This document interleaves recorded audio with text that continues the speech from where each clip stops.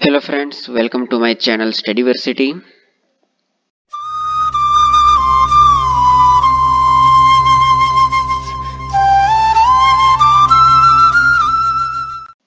તો લાસ્ટ લેક્ચરમાં આપણે બે સ્ટેજોની ચર્ચા કરેલી હતી.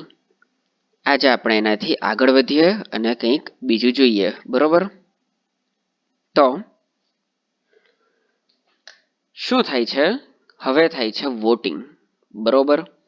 આ જો લાસ્ટની અંદર આપણે જોયેલું હતું કે એક જે બીજા સ્ટેજ હતો તેની અંદર એક પેટા વિભાગ પડેલો હતો, તેને કહેવાતું હતું રિપોર્ટ સ્ટેજ, જેની અંદર એવરી વર્ડ એવરી પોઈન્ટને ડિસ્કસ કરવામાં આવે છે. ક્લોઝ બાય ક્લોઝ રીડિંગ જેને આપણા બંધારણની ભાષામાં કહેવામાં આવે છે. તો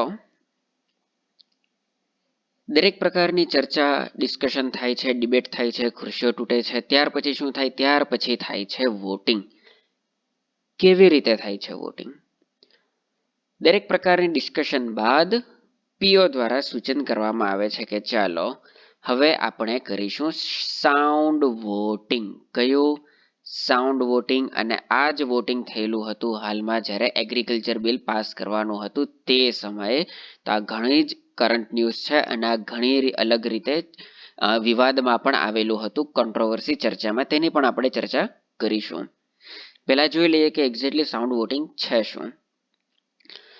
સાઉન્ડ વોટિંગની અંદર ફક્ત બોલીને વોટ આપવામાં આવે છે. તેવું આપણા સંવિધાનમાં એટલા માટે મૂકવામાં આવેલું હતું કારણ કે તેનાથી પેપરની બચત થાય, સમયની બચત થાય અને દરેક કામ સ્પીડમાં થાય, સમયની પણ બચત થાય એમ.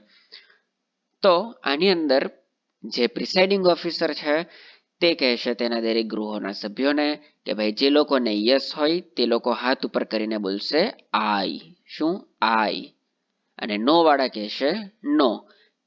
બંનેનું અલગ અલગ ટાઈમ. એવું નહીં કે જે બધા લોકો સાથે જ બોલી દે કે યસ અને નો આ રીતનું.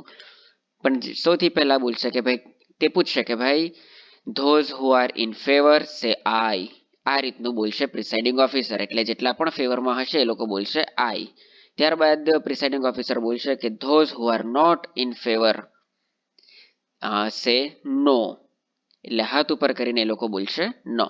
એના પછી જો પ્રિસાઇડિંગ ઓફિસરને જો વધારે પડતું યસ સંભળાય કે હા ભાઈ યસની અંદર એટલે કે આઈ વાળા વધારે હતા, આઈનો અવાજ વધારે ઊંચો હતો, તો પ્રિસાઇડિંગ ઓફિસર 3 વાર બોલશે એકની એક લાઈન કે I think I have it, I think I have it, I think I have it. એનો મતલબ એમ કે પ્રિસાઇડિંગ ઓફિસર જાહેર કરે છે કે ઓકે યસનું વધારે છે એટલે આપણે બિલને પાસ કરીએ છીએ. અને નો સંભળાય તો એ જ રીતે કે I think no have it, I think no have it, આ ટાઈપનું એમ. ત્યાર પછી શું થાય? પણ જો પ્રિસાઇડિંગ ઓફિસરને એમ લાગે કે ના યાર આ અને નો બંનેનું કંઈક ઇક્વલ જેવું જ છે કે ખાસ ખબર નથી પડતી, તો પ્રિસાઇડિંગ ઓફિસર એમ કહેશે કે ઓકે હવે સાઉન્ડ વોટિંગ નહીં થશે, હવેથી થશે ડિવિઝન. એટલે કે ડાયરેક્ટલી વોટિંગ કરીને જોવાનો. તે સમયે તો પેપરથી થતું હતું, હવે તો નવું આવી ગયું, મશીનથી થાય છે. ટેકનોલોજી જેમ જેમ સમયની સાથે નવી નવી ટેકનોલોજી આવતી જાય તેમ તેમ. પણ જો પ્રિસાઇડિંગ ઓફિસર બોલી દે કે okay I think I have it, અને જો કોઈ પણ ગૃહના એક સભ્યને પણ, એટલે કે જો રાજ્યસભા હોય તો રાજ્યસભાના જે 250 સીટ છે, લોકસભા છે લોકસભાની 552 સીટ છે, આટલી સીટની અંદર એટલે કે 250 માંથી કોઈ પણ એક વ્યક્તિ કે 552 માંથી કોઈ પણ એક વ્યક્તિને જો એમ લાગે કે ના સાઉન્ડ વોટિંગમાં મને એમ લાગે છે કે ભાઈ અનફેર થઈ રહ્યું છે, વધારે વાળા આઈ હતા અને પ્રિસાઇડિંગ ઓફિસરે નો આપી દીધું, અથવા તો વધારે વાળા કે નો કહેવા વાળા વધારે હતા પણ પ્રિસાઇડિંગ ઓફિસરે તો આઈ કહી દીધું. એક પણ વ્યક્તિને જેવું લાગે તો તરત તે ઊભો થશે અને તે કોઈ પણ એક સભ્ય એમ કહેશે, જોરથી એલાન કરશે કે આઈ વોન્ટ ડિવિઝન. શું? I want division. અને આપણા સંવિધાનમાં એવું પ્રાવધાન છે કે કોઈ પણ એક વ્યક્તિ પણ જો એમ કહે કે આઈ વોન્ટ ડિવિઝન તો ઓટોમેટિકલી એમાં પ્રિસાઇડિંગ ઓફિસરનું કંઈ ચાલતું નથી, ફરજિયાત વોટ કરવો પડે છે. અને ઓટોમેટિક જે આ મશીનનું નામ છે ઓટોમેટિક વોટ, આની અંદર એનું આખું નામ છે ઓટોમેટિક વોટ મશીન. ઓકે, બરાબર જ લખેલું છે. Automatic vote recording machine. શું? Automatic vote recording machine. તેને એક્ટિવેટ કરી દેવામાં આવે છે. એ મશીનનો મેં ફોટો બહુ શોધી જોયો ઇન્ટરનેટ પર, પણ મને કોઈ પણ જગ્યાએ મળ્યો નહીં. તેની જગ્યાએ જે આપણું ઈવીએમ મશીન છે તેના જ ફોટા આવ્યા કરતા હતા. તેથી મેં મારી રીતે આવું એક મશીન બનાવી દીધેલું છે. અહીંયા તમે થોડુંક સમજી શકો એમ તમારી રીતે. એક રફ છે, કારણ કે નોર્મલી આપણા માઇન્ડને લખેલું કરતાં વધારે ચિત્ર સારી રીતે યાદ રહે. આ ટાઈપનું કંઈક મશીન હોય. તમે જો RS ટીવી કે LS ટીવી જોતા હોય, રાજ્યસભા ટીવી, લોકસભા ટીવી, તો તેની અંદર કદાચ તમને કોઈક વાર જ્યારે બિલ માટેનું જ્યારે કોઈ બેઠક બોલાવાતી હોય તો તેની અંદર તમે આવું મશીન જોઈ શકો છો. મેં પોતે જોયું છે ટીવીની અંદર, તમે એમાં જોઈ શકો, પણ ઇન્ટરનેટ પર ફિલહાલ મને તો એનો ફોટો નથી મળ્યો. આવું કંઈક મશીન હોય છે જેની ઉપર ટોટલ 3 બટન હોય છે, એટલે કે 3 લાઇટ જેવી હોય છે. એક છે રેડ કલરની, એક છે ગ્રીન કલરની અને એક છે યલો કલરની. રેડ કલરની લાઇટનો મતલબ ઓબ્વિયસલી થાય નો. ગ્રીન કલરની લાઇટનો મતલબ થાય, તમે સમજી જ ગયેલા હશો, યસ. અને યલો કલરની લાઇટનો મતલબ એમ થાય, એટલે કે એવા સભ્યો જે ગૃહમાં હાજર છે પણ તે વોટ નથી આપવા માંગતા, એટલે તે દબાવશે યલો. તો યલોનો મતલબ થાય exactly I am not voting. એટલે કે હું ગૃહમાં હાજર તો છું પણ હું વોટ નહીં આપીશ. આ થાય છે યલોનો મતલબ. તો આ રીતે થાય છે આખી પ્રોસેસ. ડિસ્કશન અથવા તો ડિસ્કશન થશે અને ત્યારબાદ વોટિંગ થશે. વોટિંગની અંદર સૌથી પહેલા થશે સાઉન્ડ વોટિંગ. એની અંદર કોઈને પણ જો ક્યાં તો પ્રિસાઇડિંગ ઓફિસરને ક્યાં તો કોઈ પણ સભ્યને એમ લાગે કે ના બરાબર નથી, કંઈક અનફેર છે અથવા તો કંઈક પ્રોબ્લેમ મિસઅન્ડરસ્ટેન્ડિંગ થયેલું છે ડિસિઝનમાં, તો તે કહેશે તે કહેશે આઈ વોન્ટ ડિવિઝન. અને ત્યારબાદ આ છે આખી મેથડ ડિવિઝનની. તો હવે કોન્ટ્રોવર્સી શું થયેલી હતી તે જુઓ. તો હાલમાં જ્યારે એગ્રીકલ્ચર બિલ પાસ કરવાનું હતું, 1 મહિનાની જ કરંટ અફેર છે, કદાચ તમને એક્ઝામમાં પૂછાઈ શકે આ આખી પ્રોસેસ વિશે. તો ઓબ્વિયસલી તેની અંદર તમને એક્ઝામમાં કોઈ આવી કોન્ટ્રોવર્સીને તેને લઈને તમને સવાલ નથી આવવાના. પણ જો મેન્સ જો તમારામાંથી કોઈ મિત્ર આપવાનો હોય STIની કે પછી GPSCની કોઈ મેન્સ, તો એની અંદર કદાચ આને લઈને કોઈ સવાલ પૂછે તો તમને ખબર હોવી જોઈએ આ કેટલું કરંટ અફેરનું નોલેજ. જો તમને નહીં ખબર હોય તો જણાવી દઉં. જ્યારે એગ્રીકલ્ચરનું બિલ પાસ કરવાનું હતું ત્યારે તે રાજ્યસભામાં ગયું. રાજ્યસભાની અંદર તે બિલને પાસ કરવાનું હતું અને ત્યારબાદ ત્યાંના જે પ્રિસાઇડિંગ ઓફિસર હતા તે સમયે ઉપરાષ્ટ્રપતિ હાજર હતા નહીં, એટલે તેમની જગ્યાએ ખુરશી પર હતા ડેપ્યુટી ચેરમેન, ઉપસભાપતિ હાજર હતા. તો તેમના દ્વારા પૂછવામાં આવે છે સાઉન્ડ વોટિંગની અંદર કે ભાઈ આઈ કે નો. તો તેની અંદર કે છે આઈ અને તે બોલી દે છે કે okay I think I have it. તેની અંદર જે વિપક્ષ છે તેમના દ્વારા હોબાળો થાય છે. ત્યારબાદ તે લોકો કહે છે કે ના ભાઈ વી વોન્ટ ડિવિઝન એમ કરીને.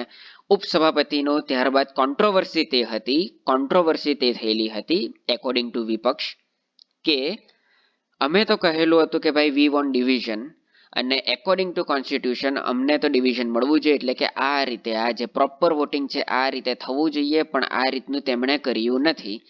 તેની બાજુ જે ઉપસભાપતિ હતા, જે તે સમયે પ્રિસાઇડિંગ ઓફિસર હતા રાજ્યસભાના, તેમનું એમ કહેવું હતું કે સૌથી પહેલા તમે તમારી ખુરશી પર જઈને બેસો અને ત્યારબાદ તમે બોલો કે વી વોન્ટ ડિવિઝન, તો જ હું વી વોન્ટ ડિવિઝન આપીશ. પણ તે લોકો ખુરશી પર જઈને નહીં બેસ્યા, તેથી મેં ડિવિઝનની વસ્તુ નહીં મૂકી અને મેં ફક્ત સાઉન્ડ વોટિંગથી તેને યસ માની લીધું. અને વિપક્ષનું એવું કહેવું હતું કે ભાઈ બંધારણમાં એવું કોઈ જગ્યાએ લખ્યું નથી કે ભાઈ એ ખુરશી પર બેસીને જ બોલવાનું કે ઊભા થઈને બોલવાનું કે ત્યાં જઈને નહીં બોલવાનું. આ રીતનું એની અંદર ક્લિયરલી લખેલું હતું કે કોઈ એક પણ વ્યક્તિ જો એમ કહે કે ભાઈ મારે ડિવિઝન જોઈએ છે, મારે આ પ્રકારનું વોટિંગ જોઈએ છે, તો આની અંદર આવું જ વોટિંગ થવું જોઈએ. તો આવી ટર્મ્સ એન્ડ કન્ડિશન ક્યાંથી આવી? અને એ રીતે હોબાળો વધે છે અને પ્રિસાઇડિંગ ઓફિસર દ્વારા વિપક્ષના કેટલાક 6 થી 7 જેટલા નેતાઓને ટેમ્પરરીલી સસ્પેન્ડ કરી દેવામાં આવે છે. તો આ હતી એગ્રીકલ્ચર બિલને લઈને હાલની કોન્ટ્રોવર્સી. તો તેને લઈને કદાચ તમને કોઈક સવાલ પૂછી શકે. અને બીજી એક વસ્તુ, જ્યારે સાઉન્ડ વોટિંગ થાય છે મિત્રો, લોકસભામાં કે રાજ્યસભામાં કોઈ પણ ગૃહમાં, ત્યારે તેની અંદર કેટલા લોકો આઈ કહે છે, કેટલા લોકો નો કહે છે, તેનો કોઈ પણ પ્રકારનો રેકોર્ડ રહેતો નથી. કારણ કે કેવી રીતે ખબર પડે? એમ જ બોલી જાય તો કે ભાઈ ધારો કે જેટલા બી લોકો હાજર હોય 50, 70, 100 કે પછી ટોટલ આમાં 250 તો નહીં હોય, 245 લોકો જે છે આની સ્ટ્રેન્થ અને આની છે 545. તો જેટલા બી લોકો હાજર હોય તેમાંના કેટલા લોકો યસ કે આઈ કે છે, કેટલા લોકો નથી તો હાજર નહીં, એટલે તેથી તેનો કોઈ પણ રેકોર્ડ રહેતો નથી. પણ જો આવી રીતનું વોટિંગ થાય તો તેની અંદર પ્રોપર રેકોર્ડ રાખવામાં આવે છે કે પર્ટિક્યુલર બિલ માટે આ ડિવિઝન મેથડ કરવામાં આવેલી હતી. તેની અંદર આટલા લોકોએ ટોટલ એક્ઝેક્ટ આટલા લોકોએ રેડ કરેલું હતું, આટલા લોકોએ ગ્રીન કરેલું હતું ને આટલા લોકોએ વોટિંગ આપેલી નહીં હતી. તો આ છે આખી મેથડ, આ છે તેની એક વસ્તુ. તો માનું છું ત્યાં સુધી આટલી વસ્તુ તમારી ક્લિયર થઈ ગયેલી હોવી જોઈએ. આની બહારનું હવે તો કંઈ પણ એવું મને નથી લાગતું કે કંઈ પણ બાકી રહી ગયેલું હોય કે પછી આની બહારનું કે આવી શકે, કારણ કે દરેક વસ્તુ જ આની અંદર આવી ગયેલી છે પ્રોપર. આગળ વધીએ. ત્યારબાદ આવે છે ફાઇનલ સ્ટેજ, સ્ટેજ 3. એને કહેવામાં આવે છે ફોર્મલ સ્ટેજ. એ છે આપણું લાસ્ટ સ્ટેજ. એનું નામ છે ફોર્મલ. ફોર્મલનો મતલબ એમ થાય કે ભાઈ ફોર્માલિટી કમ્પ્લીટ કરવાની. એટલે કહેવાય ને ખબર, ઘણીવાર તમને જો ક્રિકેટના શોખીન હોય અને જ્યારે આવી રીતનું મેચ થતી હોય, જ્યારે વર્લ્ડ કપ ચાલતું હોય, T20 વર્લ્ડ કપ આ ટાઈપની કોઈ સિરીઝ ચાલતી હોય, તેની અંદર કહેવામાં આવે છે કે આમ તો આ કોઈ ફલાણી કે ઢીકની ટીમ છે, તે XYZ ટીમ તે આમ તો સેમીફાઇનલમાં આવી જ ગયેલી છે, એના પોઈન્ટ એટલા થઈ જ ગયેલા છે, આ મેચ તો ખાલી ફોર્માલિટી માટે રમતા છે, એની અંદર જીતે કે હારે કે ફરક નહીં પડે, કે પછી ભાઈ ડિસિઝન તો ફાઇનલ જ છે, આ તો ખાલી આપણે ફોર્માલિટી કરતા છે. એટલે કે એમાં જે કરો તે તેનું કંઈ પણ બગડવાનું નથી, કોઈ પણ ખરડાનું કે એક્ટનું, તો તે જ છે આ ફોર્માલિટી. આની અંદર ફક્ત કોઈ ટાઇટલ હોય કે ગ્રામેટિકલ મિસ્ટેક હોય, ટાઇટલને ધારો કે લોકો બદલવાનું વિચારે એવું કંઈક, તો તેને લઈને સુધારા વધારા કરાય છે. પણ આ સ્ટેજની અંદર કોઈ પણ પ્રકારે બિલ ગૃહમાંથી તો રિજેક્ટ થતું નથી, કારણ કે બંને ગૃહમાંથી પાસ થઈ ચૂકેલું છે ઓલરેડી. તો ત્યારબાદ તેને કેવી રીતે રિજેક્ટ કરાય? ત્યાર પછી એક ગૃહમાંથી બિલ પાસ થઈ જાય, એક ગૃહમાંથી બિલ પાસ થઈ જાય, ત્યારબાદ તેને બીજા ગૃહમાં મોકલવામાં આવે છે. એટલે કે લોકસભાની અંદર ધારો કે બિલ પાસ થઈ ગયું તો ત્યારબાદ તેને મોકલવામાં આવે છે રાજ્યસભામાં, અને જો રાજ્યસભામાંથી બિલ પાસ થઈ જાય તો તેને મોકલવામાં આવે છે લોકસભામાં. ત્યારબાદ ફરીથી ઉપરની આપણે જેટલી પણ લાસ્ટ લેક્ચરમાં ચર્ચા કરી ગયા ને આજે જે આપણે ચર્ચા કરી સ્ટેજ 1ની, સ્ટેજ 2ની, તમામ પ્રક્રિયા કરાય છે. ધારો કે તે એમ ઈચ્છે કે ઓકે લોકસભામાં એક સંસદીય સમિતિ બનાવી દીધેલી હતી, જેનું મેં તમને કહેલું હતું કે 3 થી 4 મહિના તે લોકો લે છે. ત્યારબાદ રાજ્યસભાની અંદર પણ, એટલે કે બીજા જે પણ બીજા ગૃહમાં મોકલવામાં આવે તેમાં પણ જો સંસદીય સમિતિની તે ખ્વાહિશ કરે તો તેમાં પણ બનાવવામાં આવે છે. તમામ પ્રક્રિયા કંઈ પણ સ્કીપ થતું નથી. ચર્ચા, ડિબેટ, સમિતિ બનાવડાવવાની માંગ કરે તો તે દરેક વસ્તુ ફરીથી રિપીટ કરાય છે અન્ય ગૃહની અંદર. એ જ રીતે તેમાં પણ સાઉન્ડ વોટિંગ કે પછી ડિવિઝન, દરેક વસ્તુ. આમાં જાણવા જેવું તમારે ફક્ત એટલું જ છે જેમાં આમાં લખેલું છે કે એક ગૃહમાંથી જે બીજા ગૃહમાં બિલ મોકલવાની પ્રક્રિયા છે તેને આપણા બંધારણમાં કહેવાય છે ટ્રાન્સમિશન ઓફ ધ બિલ. એટલે કે બિલનું ટ્રાન્સમિશન. એનો મને એક્ઝેક્ટ ગુજરાતી વર્ડ મળતો નથી, બાકી હું તમને જણાવી દે.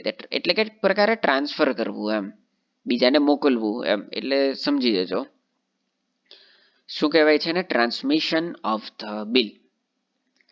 ત્યારબાદ પણ તેની અંદર પણ જો સાઇન થઈ ગયો એનો મતલબ એમ કે બંને લેજિસ્લેટિવ જે છે અંગો, લોકસભા અને રાજ્યસભા, બંનેની અંદર બિલ પાસ થઈ ગયું. ત્યારબાદ થઈ જાય છે એક્ઝિક્યુટિવ બોડી પાસે, અને એક્ઝિક્યુટિવ બોડી કોણ છે? એક્ઝિક્યુટિવ બોડી છે રાષ્ટ્રપતિ. અને બંને ગૃહ બાદ રાષ્ટ્રપતિની સાઇન લેવામાં આવે છે, અને રાષ્ટ્રપતિ પોતાની સાઇન કરે એવું તરત ત્યારબાદ જ તે ખરડો કાયદો બને છે. અને અહીં આવે છે સૌથી ઇમ્પોર્ટન્ટ અને ઇન્ટરેસ્ટિંગ પાર્ટ, જે કદાચ તમને કોઈ પણ બુકમાં જોવા નહીં મળે. નોર્મલી એવું કહેવાય છે, અને ઘણીવાર મેં પણ એવું બોલેલો છું કે ભાઈ રાષ્ટ્રપતિની સહી થાય, લોકસભા રાજ્યસભા બંનેની અંદર પાસ થતા ત્યારબાદ પણ જો રાષ્ટ્રપતિની સાઇન થાય તો જ તે ખરડો કાયદો બને છે. પણ બહુ જ ઓછી એવી બુકમાં લખેલું હોય છે, જેમ કે તમે લક્ષ્મીકાંત જોઈ લો, ત્યારબાદ મેં જેટલા ગુજરાતી પ્રકાશનનું વાંચેલું છે એમાં હું નામ નહીં લઈશ, પણ મેં જેટલી ગુજરાતી પ્રકાશનની જીપીએસસી માટેની બુકો વાંચી છે તેમાં તો મને કોઈ જગ્યાએ તે જોવા મળેલું નહીં હતું. પણ હું તમને જણાવી દઉં કે રાષ્ટ્રપતિ સાઇન કરે બધી વસ્તુ બરાબર છે, ઓર્ડિનરી બિલ હોય તે, પણ જ્યારે વાત આવે બંધારણીય સુધારાની વાત, કયો? બંધારણીય સુધારાની વાત આવે તે બિલની વાત હોય, અને જ્યારે બંધારણીય સુધારાની અંદર લોકસભા પણ જો પાસ કરી દે, રાજ્યસભા પણ પાસ કરી દે, તો રાષ્ટ્રપતિ આની અંદર ના પાડી શકતા નથી. રાષ્ટ્રપતિએ ફરજિયાત તે ખરડા પર સાઇન કરવી જ પડે છે. આ જે સુવિધા છે રાષ્ટ્રપતિને સહી તે લાગુ પડે છે ફક્ત ઓર્ડિનરી બિલ માટે. તો યાદ રાખજો, ધારો કે કોઈક વાર એવું થઈ ગયું કે એક્ઝામમાં તમને ફસાવા માટે કોઈ આવી રીતે ટ્રીક કરવા માટે આટલું ડિટેલમાં પૂછી લે. આવું નોર્મલી યુપીપીએસસીની એક્ઝામ હોય કે પછી બિહાર પીએસસી એક્ઝામ કે પછી યુપીએસસી હોય, આ બધી એવી એક્ઝામ છે કે જે ટોટલી યુપીએસસીના બેઝ ચાલે છે. ને આપણે પણ જ્યારથી દાસર સાહેબ આવેલા છે ત્યારથી આ જ રીતે આપણે તૈયારી કરી રહેલા છે.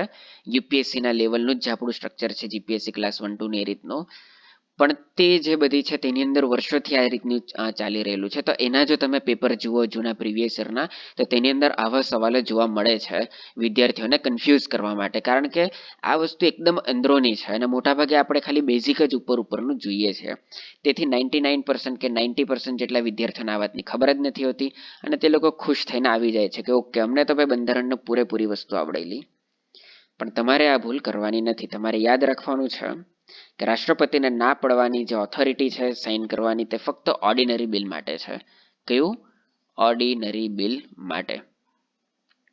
ઓકે. અને હા, મની બિલની અંદર પણ એક પ્રાવધાન છે, પણ મની બિલની ચર્ચા આપણે પાછળથી કરીશું.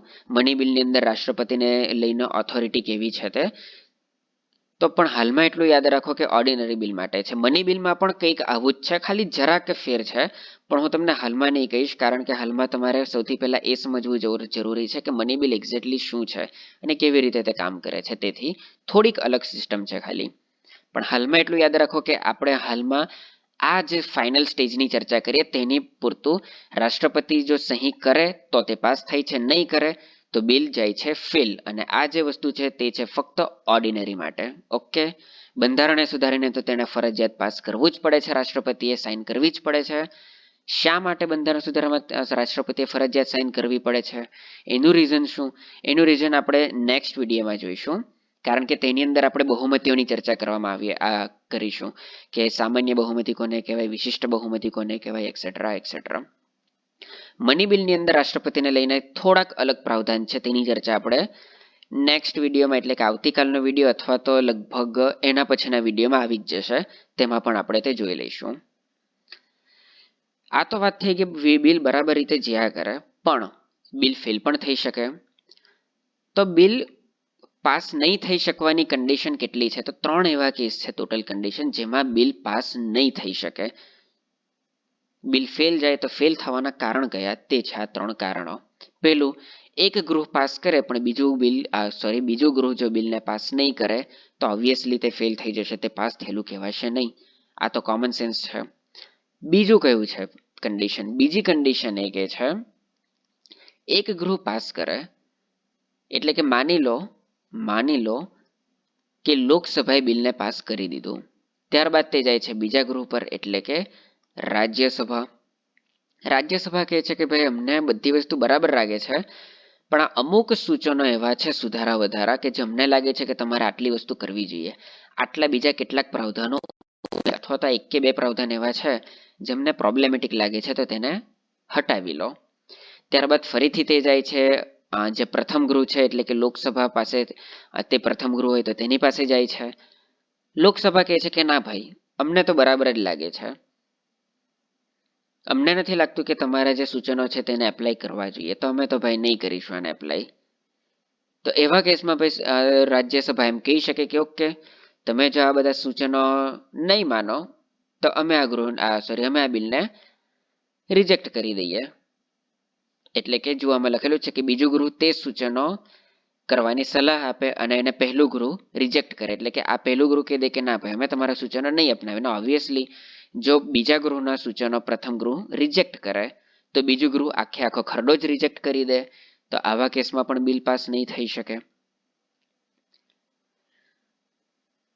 ત્રીજી કન્ડિશન, એક ગૃહ પાસ કરી દે અને બીજું ગૃહ તેને પોતાની પાસે 6 મહિનાથી વધુ સમય રાખી મૂકે. એટલે કે કોઈ ચર્ચા નહીં કરે, કોઈ ડિબેટ ના કરે, કોઈ વોટિંગ નહીં કરે, બસ ખાલી પડ્યું રહે છે કોઈ એક જગ્યાએ, એને લઈને કે પ્રોસેસ જ આગળ નથી વધારતા. તો એની એવા ચક્કરમાં પ્રથમ ગૃહ જે હોય તે વેઇટ કરે છે કે ઓકે, આજે એ લોકો ચર્ચા કરશે, આજે વોટિંગ કરશે, કાલે પાસ કરશે, પણ એમ કરતા કરતા જેવા 6 મહિના વીતી જાય તેવા તરત જ જેવા 6 મહિના પૂરા થાય ત્યારબાદનો જે સૌથી જે પ્રથમ દિવસ આવે છે તે દિવસે આ બિલ ઓટોમેટિકલી કેન્સલ થઈ જાય છે. શું? ઓટોમેટિકલી તે કેન્સલ થઈ જાય છે. આ ત્રણ પ્રકારના જે કેસ છે, ત્રણ પ્રકારના કેસ છે જેને કહેવાય ડેડલોક. અને બીજી વસ્તુ, આની અંદર હું એવું નથી બોલ્યો કોઈ પણ જગ્યાએ કે આમાંથી કંઈ પણ પ્રકારે જો એ બિલ પાસ નહીં થાય, જો તે રિજેક્ટ થઈ જાય ત્યારબાદ ફરીથી તેની ઉપર કોઈ પ્રોસેસ જ નથી, તે પરમેનન્ટલી રિજેક્ટ થઈ જાય તેવું નથી. તે ટેમ્પરરી રિજેક્ટ થાય છે, એટલે કે તેને ફરીથી જીવિત કરી શકાય છે અને તેને જ આપણા બંધારણની ભાષામાં કહેવાય છે ડેડલોક. તમે કદાચ કોઈક વાર ન્યૂઝ ટીવીમાં કેવું સાંભળેલું હશે ડેડલોક, પણ હાલમાં તો ઘણા 6-7 વર્ષોથી આ સાંભળવામાં નથી આવતું, કારણ કે હાલમાં જે સત્તા પક્ષ છે તે સંપૂર્ણ બહુમતીવાળો પક્ષ છે, તેથી હાલમાં તો તેની અંદર કોઈ આવું ડેડલોક આવતું નથી. પણ જો ડેડલોક થાય આવા કેસમાં તો શું થશે? તો ભાઈ સરકાર પાસે બે રસ્તા છે. ક્યાં તો ભાઈ ડેડલોક નાવું જ રહેવા દો, અને ભાઈ જે ટેમ્પરરી આવી રીતનું જે ડેડલોક થયેલું છે અથવા તો બિલ ફેલ થયેલું છે તો તેને ફેલ જ જવા દો, અથવા તો ડેડલોકને જીવંત કરવાની ટ્રાય કરો. તો ડેડલોકને ફરીથી જીવંત કરવા માટે, એટલે કે ફરીથી એક ટ્રાયલ આપવા માટે, એટલે કહેવાય ને કે રિજેક્ટ કરી દીધું પણ પાછો એક આપણે ચાન્સ લેવો છે, કદાચ આ વખતે કામ થઈ જાય, તો એના માટેની પ્રોસેસ શું છે તેની ચર્ચા કરીએ. બે વિકલ્પો છે, જેમ મેં કહ્યું તેમ કે ડેડલોકને છેડવું જ નહીં, છંછેડવું નહીં, એવું ને એવું રહેવા દો. અને બીજી વસ્તુ, જો ડેડલોકને નહીં છંછેડે, આવું જ રહેવા દે, અને ત્યારબાદ તે લોકો ફરીથી વિચાર કરે કે આપણે કરવું છે, તો ફરીથી તમામ પ્રોસેસ જે આપણે આ ચર્ચા કરેલી હતી સ્ટેજ 1, 2, 3 ની તે ફરીથી કરવી પડે છે. તમામ પ્રોસેસો અગેઇન, ભલે લોકસભામાં બિલ પાસ થઈ ગયેલું હોય, પણ જો તે લોકો આને નહીં છંછેડે અમુક સમય સુધી કે આવી રીતે, તો તેમણે ફરીથી આખું પ્રોસેસ કરવી પડે છે. અથવા જે જીવંત કરવાની પ્રોસેસ છે તે જ બિલને ફરીથી, એની પ્રોસેસ કંઈક આ છે. વડાપ્રધાન રાષ્ટ્રપતિને સંયુક્ત બેઠક બોલાવવા માટેની વિનંતી કરશે. સંયુક્ત બેઠકનો મતલબ થાય એક જગ્યા કે જે જગ્યાએ લોકસભા પ્લસ રાજ્યસભા બંનેના સભ્યો કોઈ એક જગ્યા પર ભેગા થશે. બીજી વસ્તુ, આને લઈને મારી એક ભૂલ થઈ ગઈ, ઉતાવળમાં સ્લાઇડ બનાવેલી હતી તેથી, કે એની અંદર મારે યુપીએસસીનો એક હાલમાં જ 2020ની અંદર જ એક સવાલ પૂછાયેલો હતો, તેનો મારે ફોટો મૂકવાનો હતો, પણ તે ફોટો મૂકવાનો હું ભૂલી ગયેલો, પણ વાંધો નહીં, નેક્સ્ટ વિડીયોમાં તેનો ફોટો મૂકી દઈશ. આને લઈને એક સવાલ આજ 2020ની યુપીએસસીની અંદર પૂછાઈ ચૂકેલો છે. તો જે સંયુક્ત બેઠક બોલાવે છે, વડાપ્રધાન રાષ્ટ્રપતિને વિનંતી કરે છે કે ભાઈ તમે પ્લીઝ સંયુક્ત બેઠક બોલાવો, અને આ જે વડાપ્રધાન તેને વિનંતી કરે છે, રિક્વેસ્ટ કરે છે સંયુક્ત બેઠક બોલાવવાની, તો તે સલાહ માનવા માટે રાષ્ટ્રપતિ બાધ્ય છે, એટલે કે બંધાયેલા છે. જો વડાપ્રધાન એવી સલાહ આપે રાષ્ટ્રપતિને કે તમે સંયુક્ત બેઠક બોલાવો, તો રાષ્ટ્રપતિએ સંયુક્ત બેઠક બોલાવવી જ પડે છે. તો પહેલો આ જ એક ફેક્ચ્યુઅલ બેઝ ક્વેશ્ચન બને છે, તો તેને સાઈડ પર કોઈ પણ જગ્યાએ લખી લો કે આ સલાહ માનવા માટે રાષ્ટ્રપતિ બંધાયેલા છે. બીજો સવાલ જે યુપીએસસી 2020માં પૂછાઈ ચૂકેલો છે, ઇનડાયરેક્ટલી પૂછાયેલો છે, જે હું તમને આવતીકાલે તેનો ફોટો મોકલીશ અને ત્યારે હું તમને એના વિશે જણાવીશ. આ જે સંયુક્ત બેઠક જ્યારે પણ બોલાવવામાં આવે રાષ્ટ્રપતિ દ્વારા, જ્યારે પણ બોલાવવામાં આવે, ગમે તે કોઈ પણ કારણોસર સંયુક્ત બેઠક બોલાવવામાં આવે, તો એ સંયુક્ત બેઠક બોલાવી કઈ જગ્યાએ બોલાવવી, પ્રોપર એ પ્લેસ કયું હશે? તે સંસદમાં જ બોલાવી શકે કે કોઈ બીજી પર્ટિક્યુલર જગ્યાએ જ બોલાવી શકે, કે રાષ્ટ્રપતિ જ્યાં ઈચ્છે ત્યાં? તો જવાબ છે રાષ્ટ્રપતિ જ્યાં ઈચ્છે ત્યાં બોલાવી શકે. કાલે ઉઠીને રાષ્ટ્રપતિને ઈચ્છા થઈ ગઈ કે ચાલો આપણે આ કે ફલાણું ગ્રાઉન્ડ છે જ્યાં ક્રિકેટ મેચ રમાય છે, આપણે તે જગ્યાએ બોલાવી દઈએ.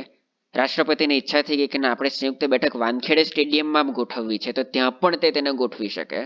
કોઈ પણ જગ્યાએ રાષ્ટ્રપતિની ઈચ્છા થઈ કે આ જગ્યા પર આપણે સંયુક્ત બેઠક બોલાવી છે, કોઈ પણ મોટા મેદાનમાં કે કોઈ પણ નાના મેદાનમાં, કોઈ ઇન્ડોર સ્ટેડિયમ હોય તેની અંદર, તેમાં ગમે તે જગ્યાએ રાષ્ટ્રપતિ સંયુક્ત બેઠક બોલાવી શકે છે. રાષ્ટ્રપતિની મરજી આમાં ચાલે છે. તો આ પણ લખી દેજો, કારણ કે આ મોટાભાગનું તમને કોઈ પણ પ્રકારની બુકમાં જોવા મળશે નહીં. ખાસ કરીને જ્યારે હું એમ બોલતો હોઉં કે કોઈ પણ પ્રકારની બુકમાં, તો સમજી લેવાનું હું ગુજરાતી પ્રકાશનોના બુકની વાત કરતો હોઉં છું, લક્ષ્મીકાંતની વાત કરતો હોતો નથી.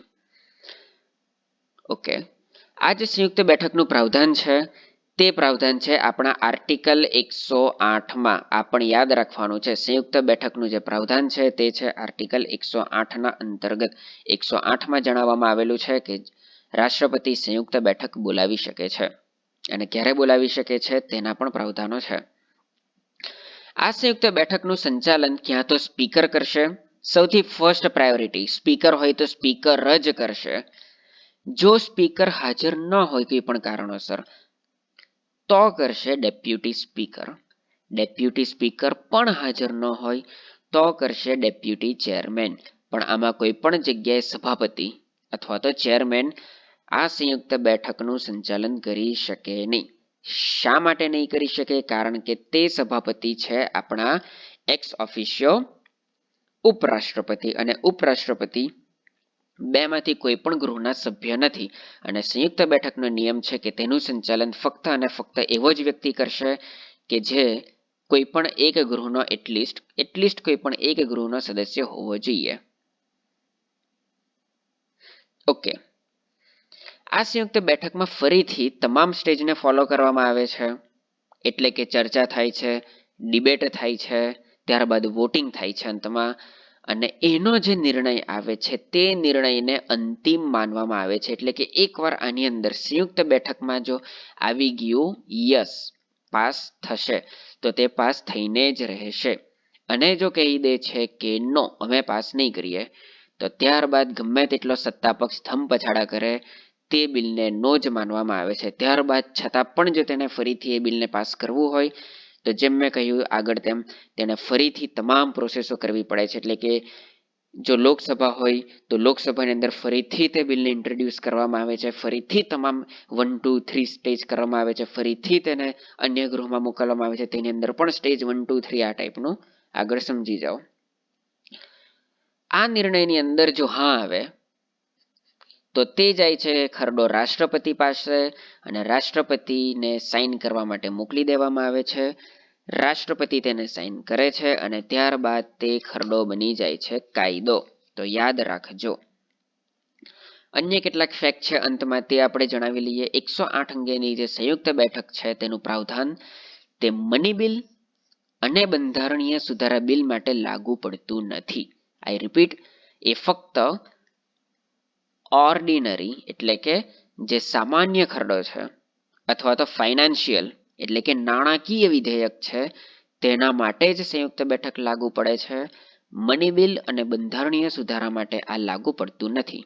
શા માટે તેની ચર્ચા આપણે આવતીકાલે કરીશું, જ્યારે આપણે અલગ અલગ બહુમતીઓ મેજોરિટી વિશે જાણીશું, તેમાં તમને ખબર પડશે. એટલા માટે હમણાં સુધીમાં ટોટલ 3 વાર આવી રીતે કોઈ ખરડાના કારણોથી, આમ તો દર વર્ષે સંયુક્ત બેઠક બોલાવાતી જ હોય છે, જ્યારે આપણું નાણાકીય વર્ષ ચાલુ થાય છે ત્યારે રાષ્ટ્રપતિ ભાષણ આપવું પડે છે તેના લીધે.